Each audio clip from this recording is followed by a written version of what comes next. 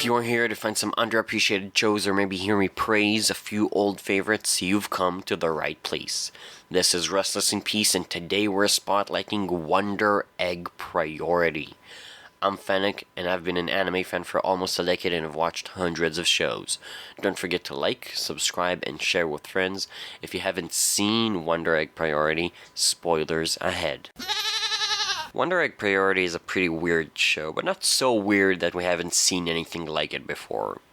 First thing that pops to mind, probably Madoka Magica. Putting that aside, Wonder Egg Priority is the story of Odo, a middle school shut-in that became a shut-in after her only friend in the world, Koito, died. Sometime after Koito died, Odo received the ability to purchase Wonder Eggs, which when cracked pull you into your own dream dimension. There, Odo has to protect a young girl, one per egg, against horrible monsters which are the manifestation of the people feared by whomever she needs to save. And if she succeeds in saving them, then her friend that died will become that much closer to reviving. At this point in time, there are a few ideas about this anime that I want to just kind of throw out there, but take into account that only 3 episodes have aired as of this recording, and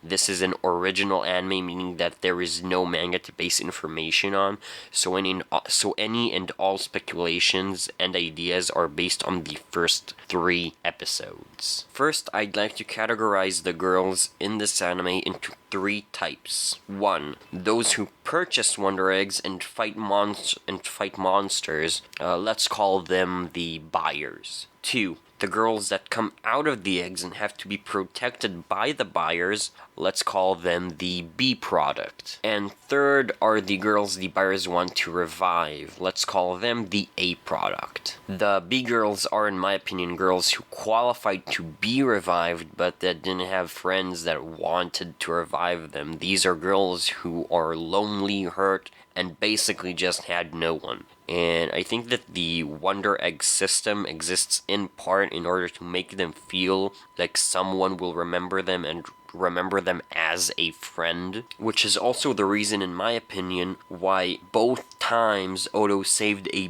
B girl, the last thing they said to her was in the vein of remember me. Another purpose that I think the Wonder Egg system has is to teach the buyers the quality that they lacked in the friendship with whatever A girl they are trying to revive. For example, I think Odo is being taught how to stand up for her friends and how to properly help them once she does stand up for them. Like with her first B girl, who she at first abandoned just outright and then managed to find the courage to actually come back and save her. Still, the first B girl was kind of meant also as an exposition to the Wonder Egg system to just show the viewer how it works. So there's less to be taken from that specific B girl. But when you go to episode 2 with the gymnastics B girl, that's when Odo really starts to learn her lesson. Episode 2 is where she learned that encouraging someone to stand up for themselves can also be a way for you to be there for them. You don't have to just stand up for them, fight for them. Yeah, there are times when you need to fight with them, but more often than not, it's more so about encouraging them to fight themselves than actually fighting with them. And the last idea I want to throw out there involves Rika, a buyer that familiarized herself with Odo in episode 3. Rika has a very unique role in the relationship with Odo and Neru, who's another buyer, by the way. Funny enough, the first equivalent to Rika that pops into my head is actually Barney from How I Met Your Mother. You're meant to half-heartedly dislike her to a degree while never actually hating her, and they actually have the freedom to make her much more detestable than other characters in similar roles because of the show's main gimmick being the Wonder Eggs.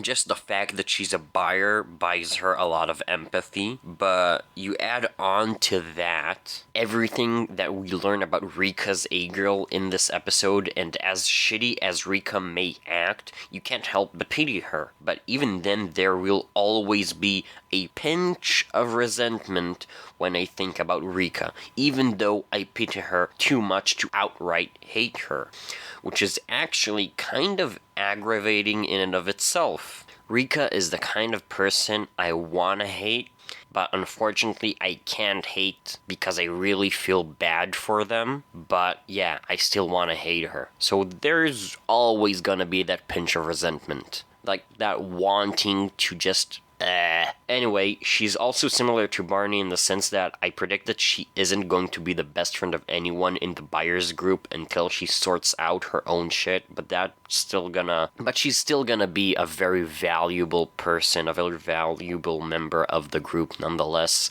Like how Barney just isn't anyone's best friend in How I Met Your Mother, but once he sorts his own shit out, eventually he gets Robin as his real best friend, in my opinion at least.